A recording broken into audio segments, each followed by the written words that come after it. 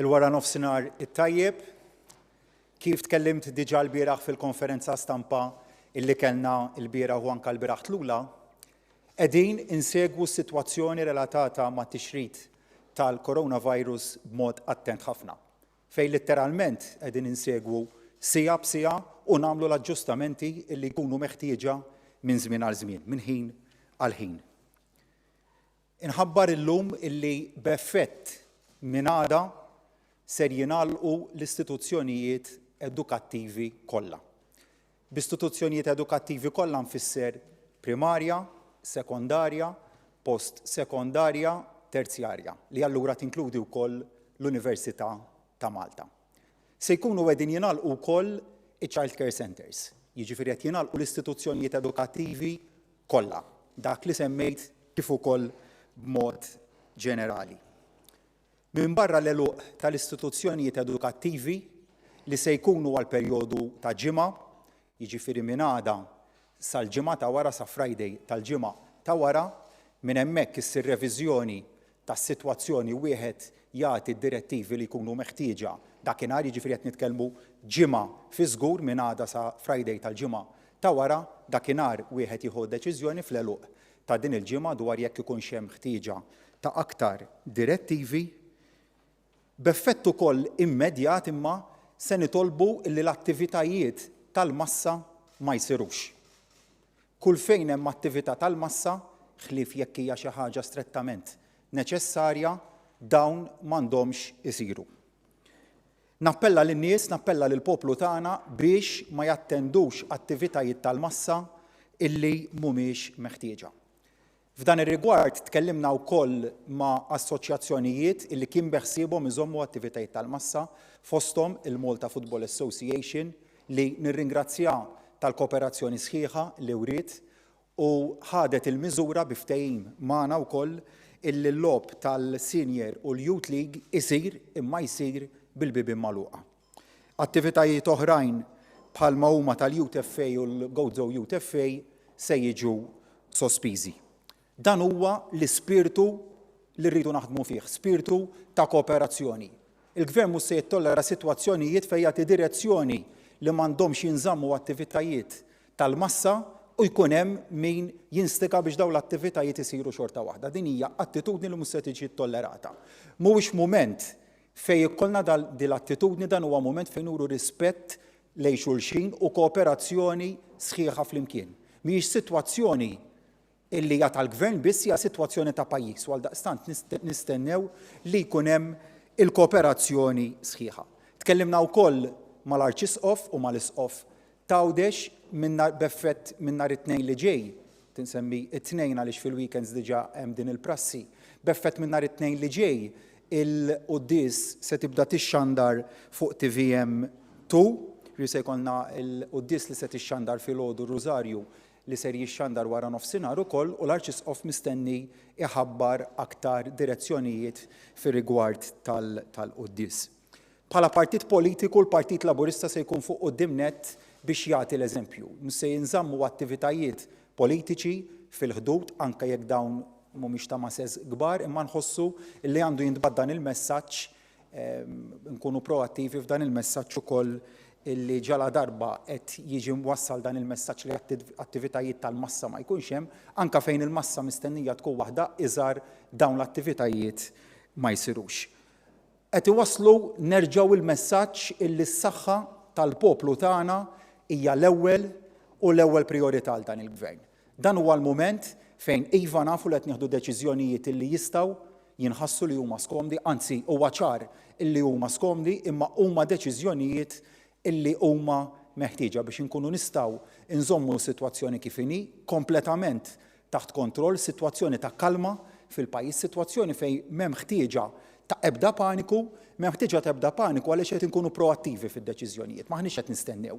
Qed nieħdu deċiżjonijiet minn siegħa għal siegħa, id-deċiżjonijiet li jkunu meħtieġa qegħdin jittieħdu kollha mhux b'reazzjoni imma billi nkunu proattivi, u nisimgħu għal dak li qed jgħidulna l-esperti mediċi tagħna, nisimgħu wkoll mill-poplu, huwa importanti li nibqgħu nisimgħu mill-poplu minn dak li qed iħoss il-poplu, u għalhekk tajjeb li nibqgħu viċin dak li jixtieq il-poplu, ma fuq kollox li nibqgħu nisimgħu mill-awtoritajiet mediċi li qed jiggwidawna b'mod tajjeb ħafna. Nerġa' nsellem il-Professur Charmaine Gauci tal-ħidma tagħha tas-serjetà u d-dedikazzjoni li qed turi. Nappella l-kooperazzjoni minn kulħadd mill-pubbliku li qed insibu iva kooperazzjoni kbira minn għandu. Nappella l-kooperazzjoni mill-unions ta' min iħaddem il-unions oħrajn f'dan il-pajjiż, l-unions mod ġenerali. Nappella wkoll għal kooperazzjoni mill-employers illi sissa nista' ngħid illi kien hemm kooperazzjoni b'mod ġenerali. Din hija sitwazzjoni li aktar ma naffrontawha flimkien, aktar ma nkunu maqgħudin flimkien bħala nazzjon, aktar noħorġu minnha malajr. Nirringrazzjakom. Chris? Grazzi, Prim Ministru. Nirrinforza dak li għandu kemm qal Prim Ministru, fis-sens li l-aħjar mod ta' kif nilqgħu għal dan il-virus hu billi ma nħallux jew naqsu l-opportunità li jinfirex minn persuna għall-oħra. Sa issa d-9 każijiet pożittivi li għandna f'Malta huma kollha każijiet importati minn barra. U sa issa m'għandniex tixrid tal-virus ġewwa il-pajjiż.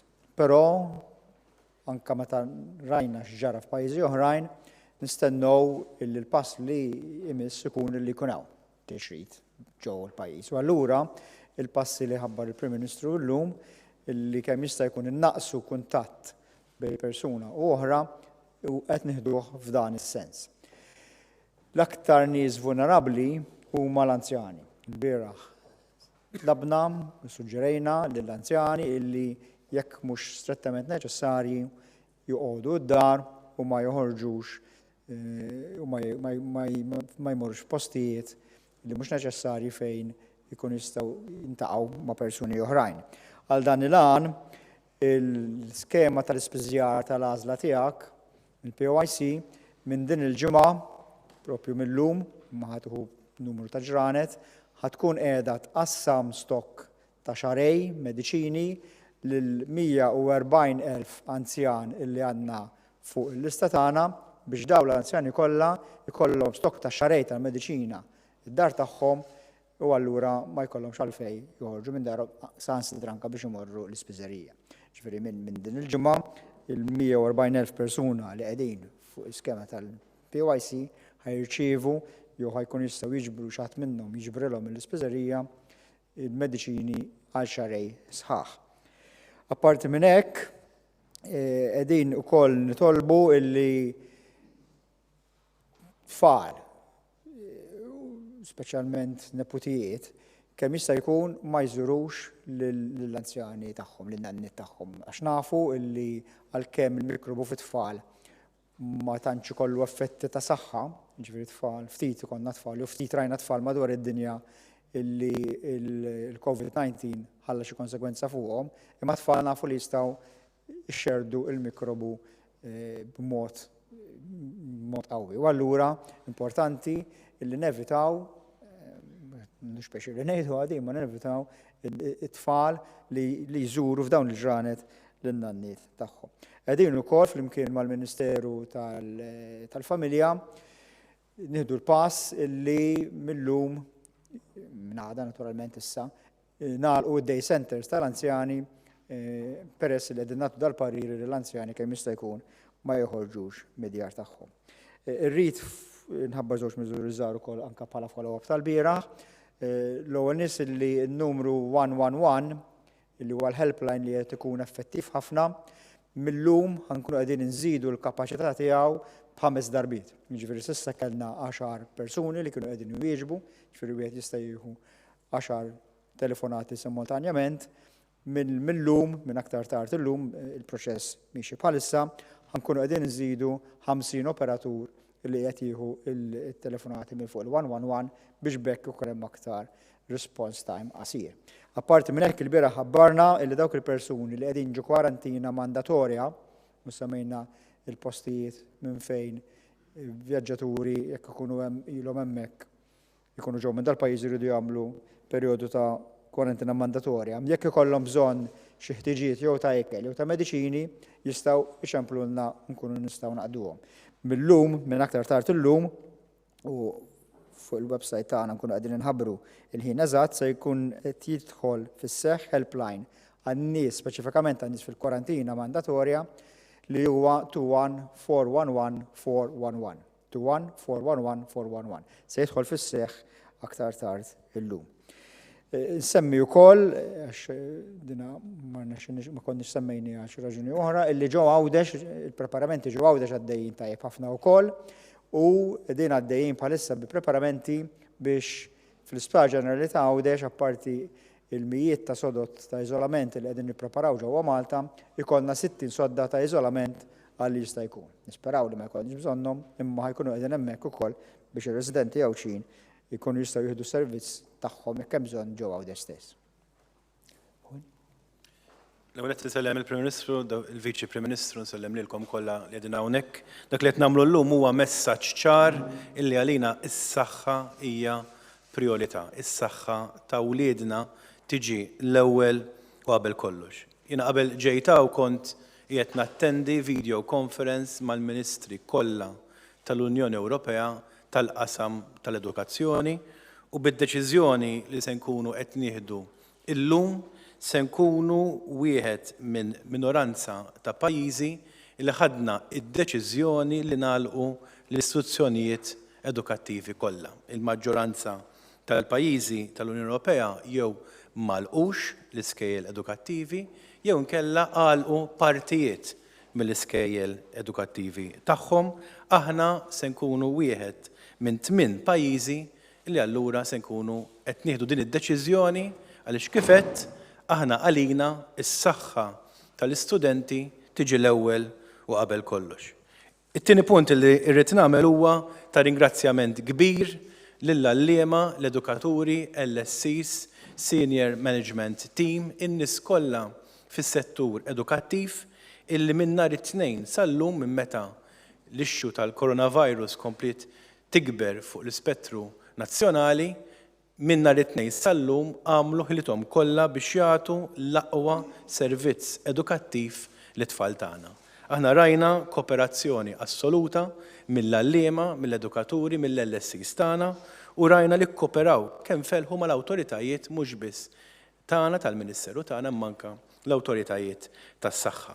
Anka l-ġenituri kkooperaw ħafna. Aħna rajna każijiet iżolati ta' kwistjonijiet relatati ma' interpretazzjoni ta' direttivi li però rriżultaw illi ġew solvuti fi żmien ftit ħin u ta' dan jiena nirringrazzja ħafna lill-ġenituri li kkooperaw magħna tul dawn l-aħħar jiem. Il-figuri ta' assentejiżmu jindikaw illi waqt li minn nhar it-tnejn il-figuri kienu bejn wieħed u ieħor skont ma wieħed jistenna bħal da żmien li jkunu, jiġifieri l-assentejiżmu qatt ma jkun xejn, jiġifieri dejjem ikun hemm persentaġġ ta' assentejiżmu. Illum irriżulta li dan il-persentaġġ tela fl-iskejjel tal-Istat. U jiena rrid nirringrazzja lil dawk kollha li ħadu ħsieb illi kull min jibgħat it-tfal l-iskola jagħmel mezz illi qabel jibgħathom ikun ċert li dawn ikunu f'saħħithom u fejn kien hemm każijiet fejn it-tfal għamu ma jifilħux, il-ġenituri kienu responsabbli biżżejjed li żammew il-wliedhom id-dar u ta' dan narġa' nirringrazzjahom. Minn għada l-iskejjel ħajkunu magħluqin għal għada, it-tnejn, it-tlieta, l-erba', il-ħamis u l-ġimgħa. U allura bħallum ġimgħa mbagħad aħna se nkunu qed nagħtu mill-ġdid informazzjoni dwar se jiġri fil-jiem ta' wara. Kif diġà indunajtu aħna ħadna approach incremental li ġifieri l-ewwel insegwu u nipprevenu u nagħmlu dak kollu possibbli skont iċ-ċirkostanzi tal-każ biex nieħdu d-deċiżjonijiet, però la nieħdu deċiżjonijiet maġlin wisq u laqqas nieħdu deċiżjonijiet tard. Aħna jidrinna li din id-deċiżjoni li nagħlqu l-iskejjel kollha inkluż allura il-post-secondaries, inkluż l-universitajiet u l-MCAST, għada sal-ġimgħa li ġejja hija d-deċiżjoni f'waqta li għandha tittieħed illum fiċ-ċirkostanzi li aħna din fihom. Jiena mill-ġdid ninaqat ma' min irringrazzja diġà lill-Professur Gawċi u lin-nies kollha li jaħdmu ma' dan it-tim tax-xogħol eċċellenti li qed tagħmel għal ġid tal-poplu Malti Bawċi kollu. Grazzi ħafna. Ministru, x'inhi r-reazzjoni tiegħek għall-istqarrija li ħarġet l-MEA fejn tgħid li għandu kien hemm shutdown f'postijiet tax-xogħol? Jekk aħna sal-lum bħala gvern ma tajna u maħna senatu ebda direzzjoni f'dak is-sens.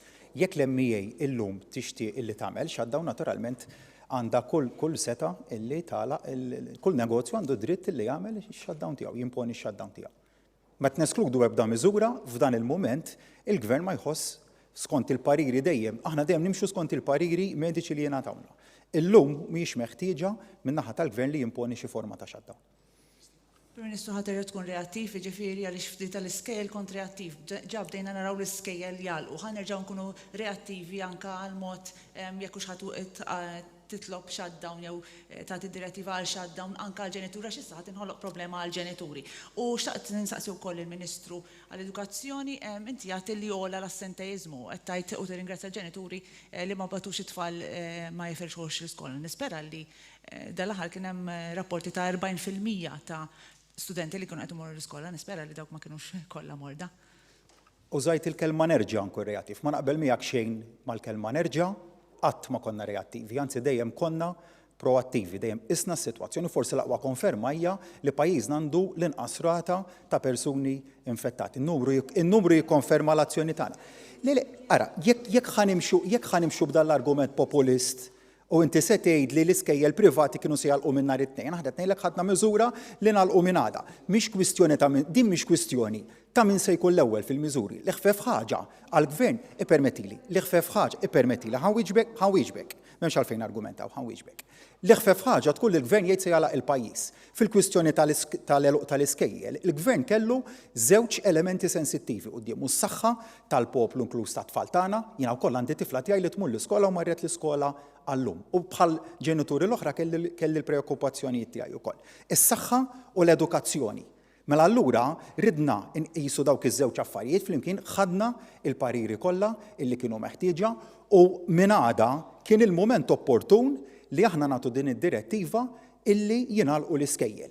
L-aqwa konferma wkoll ta' kemm mhux qed inkunu reattivi ma proattivi hija kif semma d-Deputat Prim Ministru li aħna lokalment m'għandniex sitwazzjoni ta' infettività li qed tiġi trasmessa lokalment. Kieku iċċaqlaqna wara li kellna dik is-sitwazzjoni li ħarbet minn idejna, forsi kont nasal biex nasal mal-argument, naqbel mal-argument jak. Imma il-fatti u l-istatistika qed juru bil-kontra tas-suġġerimenti jak. U allura le ma naqbel xejn ma dak li qed tgħid inti illi aħna qed inkunu reattivi, qed inkunu proattivi u se nibqgħu nkunu proattivi. Prim Ministru.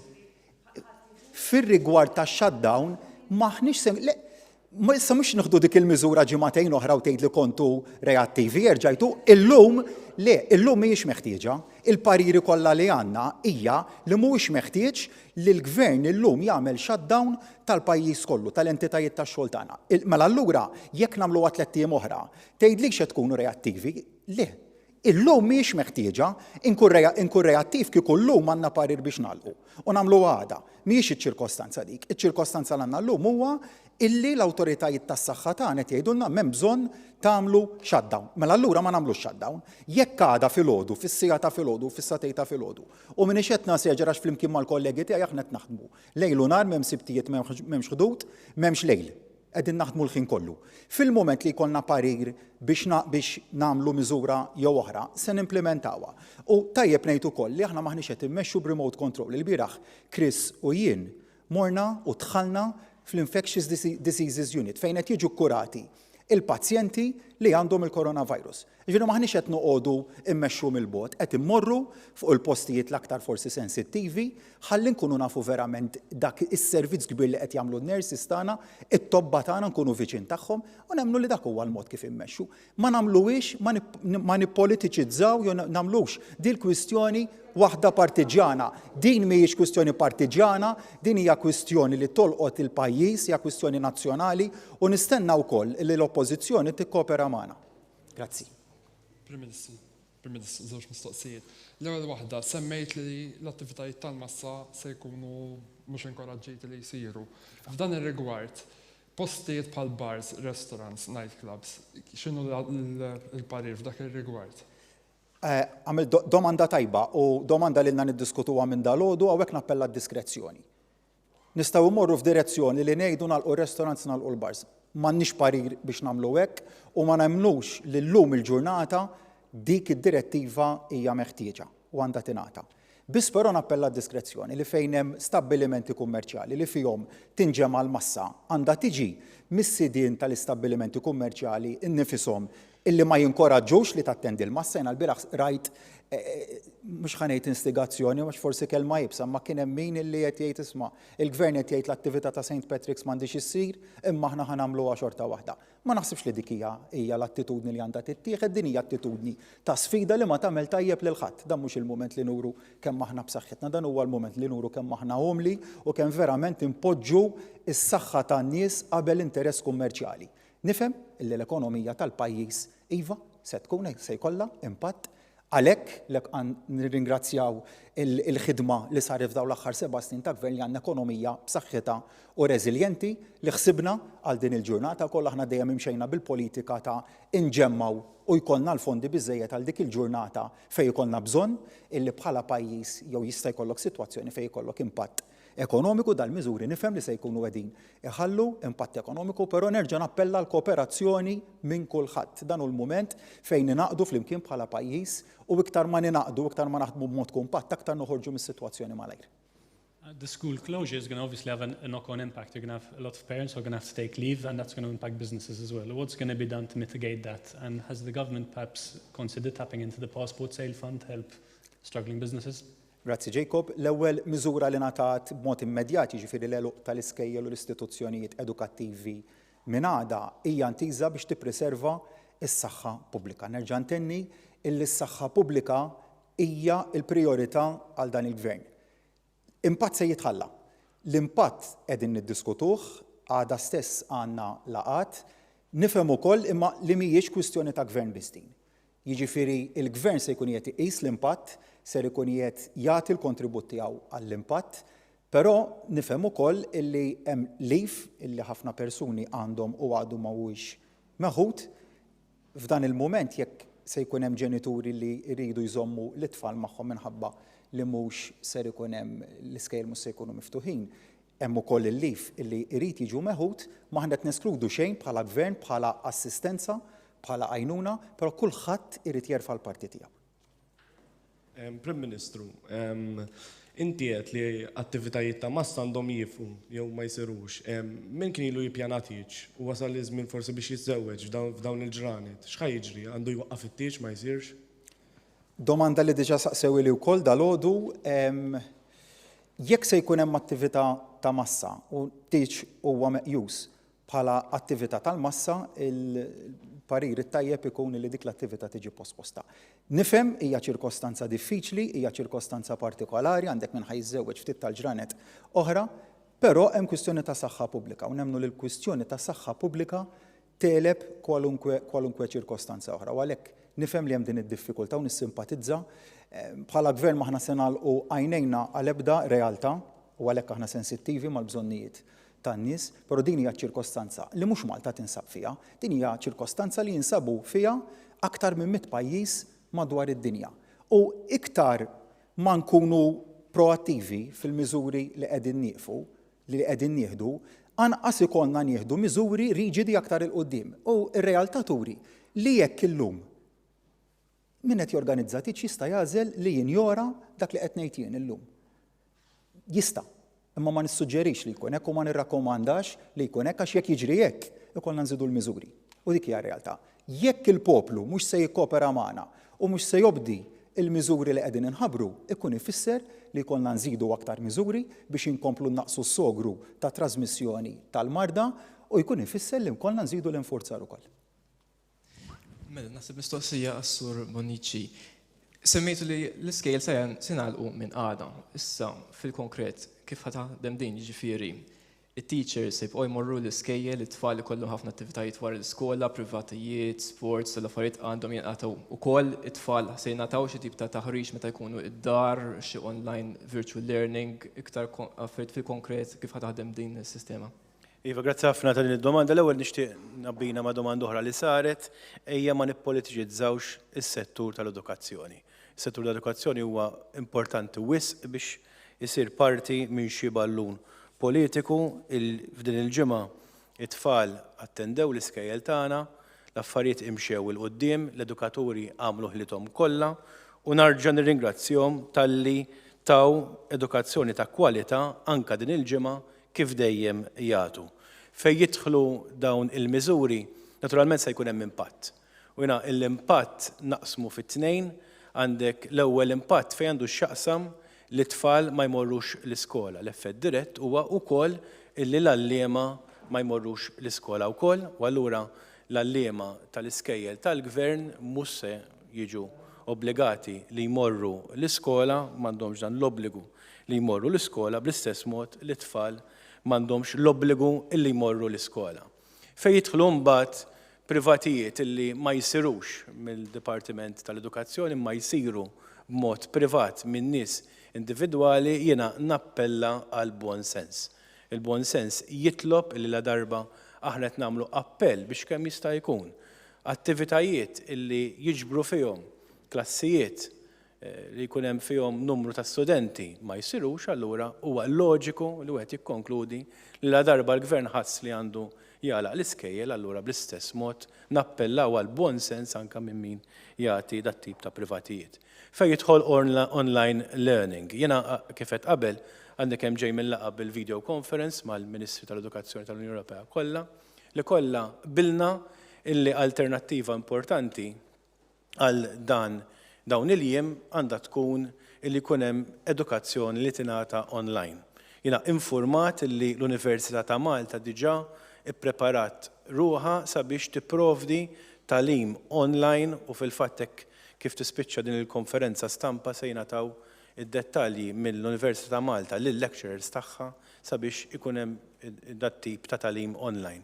Fejn jidħol tagħlim online l-tfal tal-iskejjel tal-compulsory age, is-sitwazzjoni hija differenti għaliex kwalunkwe deċiżjoni tittieħed biqbil mal-unions ta' pajjiżna illi ftit ta' xhur ilu diġà taw il-fema tagħhom fuq dan is-suġġett, naturalment però il-kuntest kien differenti. U fil-fatt hemm laqgħa skedata iktar tard ma' waħda mill-unions ewlenin f'dan is-settur u t-tama tiegħi x-xewqa tiegħi nawgura illi jintlaħaq ukoll qbil dwar kif nistgħu nutilizzaw dan iż-żmien illi t-tfal tagħna se jkunu id-dar sabiex il-formazzjoni edukattiva tkompli għaddejja. Prim Ministru, bil-miżuri li daħlu l-bieraħ, hemm numru konsiderevoli ta' iktar nies li qegħdin taħt kwarantina u ħaġa li ħafna nies qed jistaqsu huma rigward tal-lif tax-xogħol tagħhom.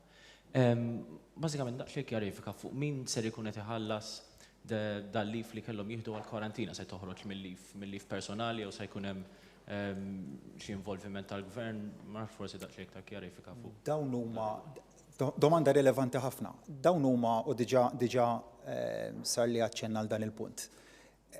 Dawn huma punti illi naturalment se jsegwu l-ewwel deċiżjoni primarja kienet dik li nieħdu ħsieb is-saħħa tal-poplu tagħna mela dik hija deċiżjoni primarja. Punt ta' tluq il-prijorità is-saħħa tal-pubbliku. Però mbagħad wieħed irid jidħol fid-diskussjoni ta' dawn il-punti li semmejt inti. Hija realtà li xi ftit jew wisq il-pajjiż qiegħed jagħmel sagrifiċċju u l-poplu se jkollu jagħmel sagrifiċċju wkoll. Però li huwa ċert u li huwa żgur li l-gvern mhux se jkun insensittiv għal bżonnijiet tan-nies, il-gvern mhux se jkun insensittiv għad-batijiet tan-nies, hija sitwazzjoni skomda, jiena ma naħsibx se niġi nfakkar bħala l-iktar Prim Ministru populisti u popolari f'dan il-pajjiż għaliex din il-ġimgħa ħlif miżuri restrittivi ma ħabbarx, però ma rridx li nibqa' niġi nfakkar bħala Prim Ministru responsabbli.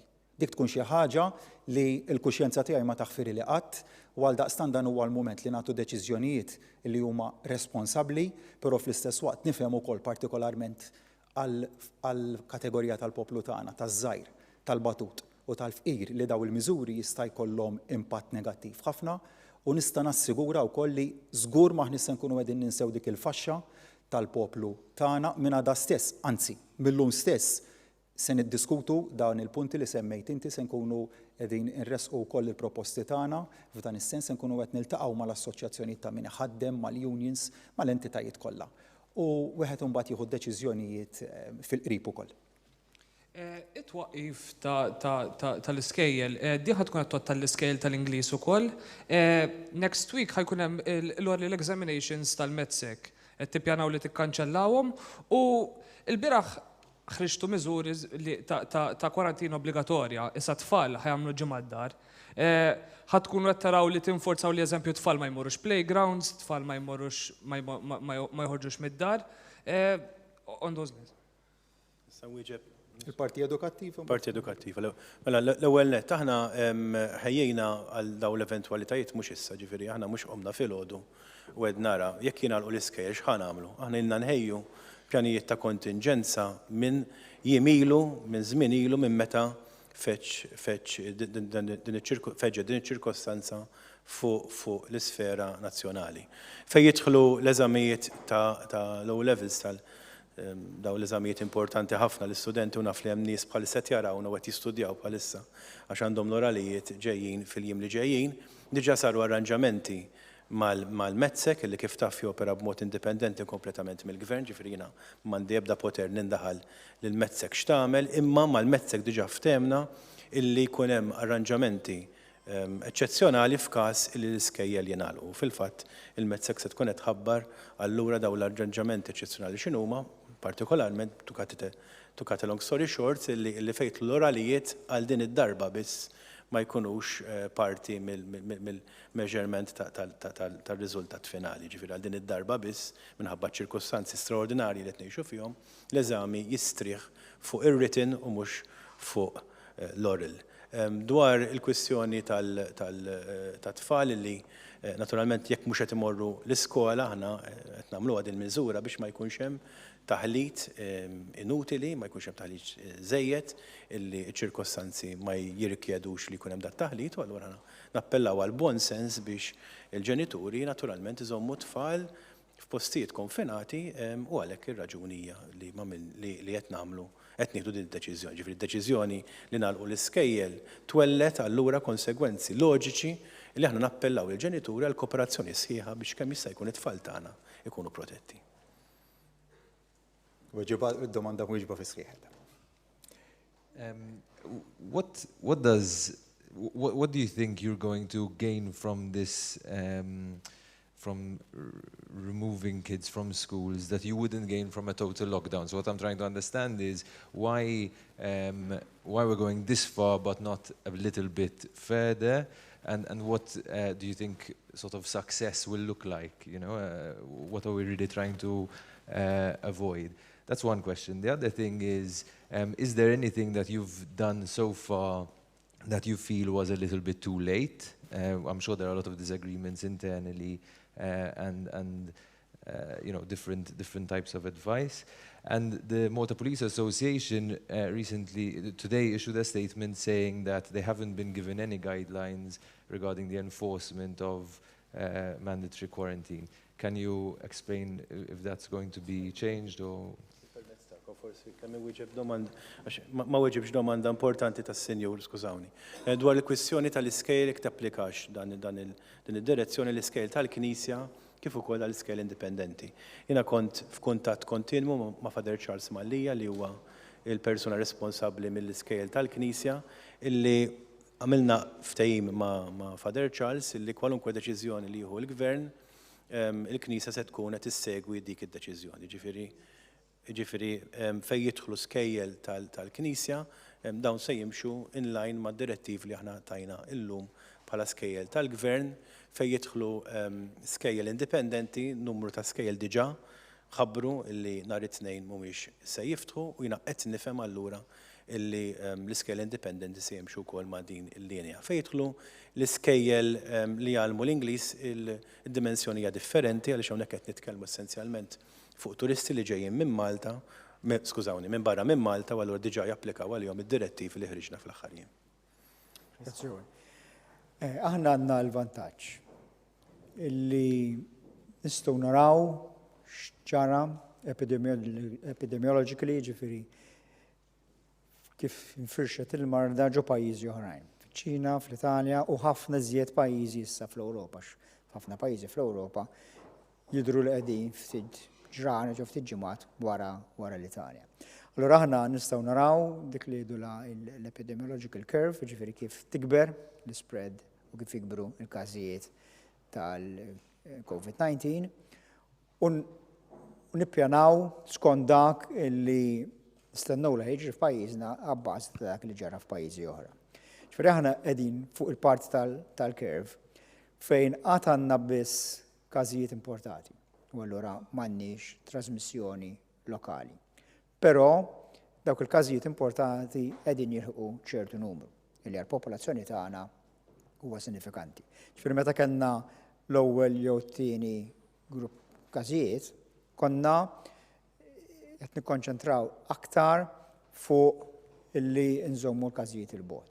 Issa li qed ikollna l-każijiet importati u kiber in-numru, nikkonċentraw nifukaw aktar fuq li naqsu l-kuntatt bejn persuni ġewwa l-pajjiż għax nafu li l-istep li jmiss meta tħares x'ġara fiċ-Ċina, x'ġara fl-Italja, x'qed jiġri fi Spanja, x'qed jiġri fi Franza, x'qed jiġri fil-Ġermanja u li mbagħad jibda jkollok il-trasmissjoni lokali. Sassat m'għandniex.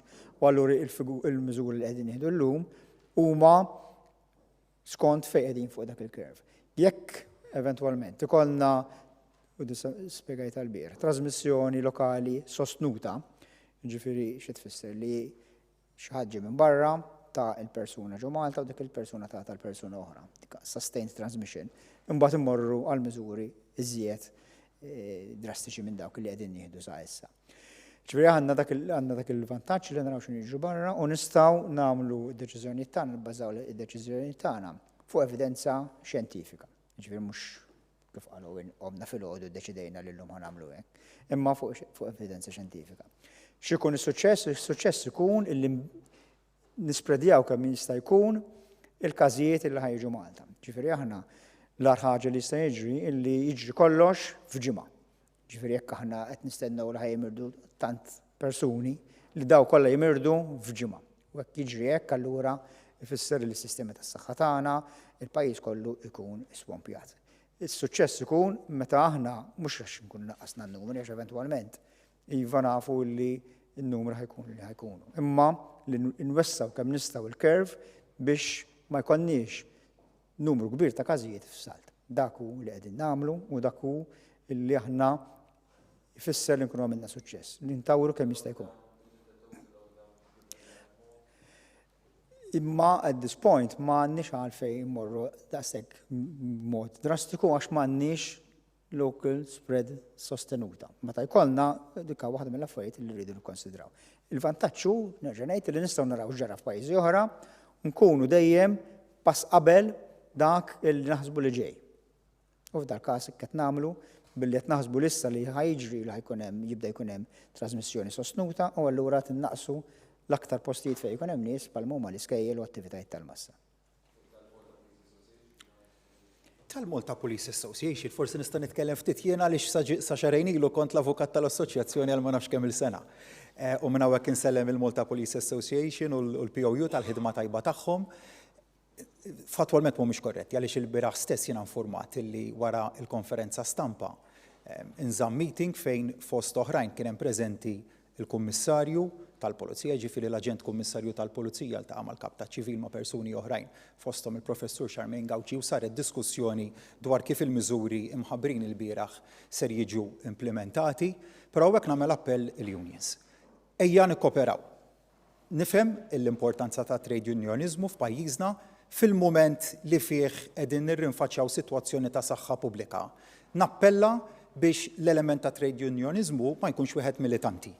Iktar mill-mument ta' stqarrijiet pubbliċi, dan huwa l-mument fejn ikkooperaw flimkien. Għal daqstant fejn jiena nifhem li jista' l-Assoċjazzjoni tal-Pulizija jkollha concern illi tista' tkun waħda leġittima l-aħjar ħaġa li jsiru għali wieħed ipoġġi madwar mejda mhux biex ma nagħmlux ix-xogħol, biex kulħadd jagħmel xogħlu. L-ħfef ħaġa f'dan il-mument kulħadd jgħid imma hemm sogru għalija mela allura noqgħod pass lura. F'dan huwa l-mument fejn naġixxu, mhux fejn nitkellmu, rridu nispjegaw fuq kollox irridu naġixxu. Għal daqstant se nkun qed nistenna F'dan il-każ bħal f'każijiet oħra, kooperazzjoni sħiħa mill-korp tal-Pulizija, kooperazzjoni sħiħa mill-forzi tal-ordni tagħna li se jkunu qegħdin jimplementaw il-miżuri restrittivi illi ħabbarna fejn hemm concerns dawk jiġu indirizzati, se nkun qed nastenna wkoll kooperazzjoni sħiħa kif qed ikollna mit-tobba tagħna, min-nurses tagħna, fejn hemm concerns jiġu indirizzati, jiġu mismuwa nagħtu is-soluzzjonijiet ukoll, però ejja nikkoperaw. Dan hu l-mument fejn nikkooperaw u fejn flimkien impoġġu s-saħħa tal-poplu tagħna l-ewwel. Jekk jogħġbok, jekk hemmx plan B għal A-levels u anke low levels dawn qed jistudjaw jippreparaw biex daw jiġu mħejja tajjeb f'din l-eventwalità li forsi ikomplu jkunu magħluqa l-istituzzjonijiet edukattivi. U t-tieni mistoqsija għall Prim Ministru jekk jogħġbok. Minħabba l-eluq ta' child care centers, hemm xi pjan minħabba ovvjament inti konxju li hemm ħafna ġenituri li ovvjament jutilizzaw din il-miżura tajba li kien għamel il-Gvern biex il-ġenituri fosthom l-ommijiet joħorġu jaħdmu.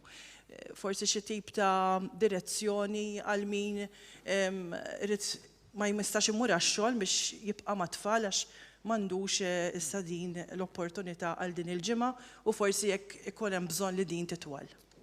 Ja domanda ħanwiġġib id-domanda dwar il-child care.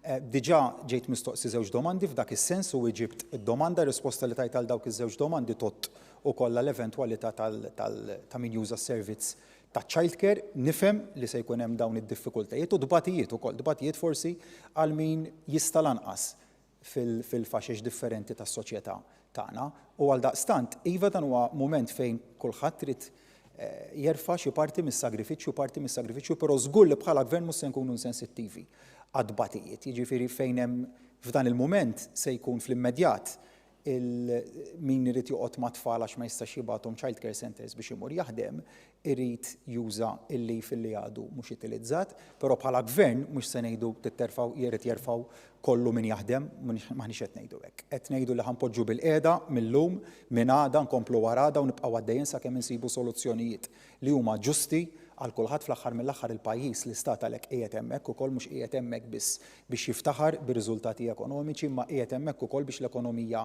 tagħna isarrafha fejn il-poplu ikollu bżonn minn żmien għal żmien. Allura dawn huma realtajiet illi ċirkostanzi li ħadd m'għandu kontroll fuqhom, illi ġabu fuq il-pajjiż u kulħadd fil-waqt li huwa lest li jagħmel sagrifiċċju l-istat ukoll irid ikun hemmhekk biex jgħin lil dawn il-persuni.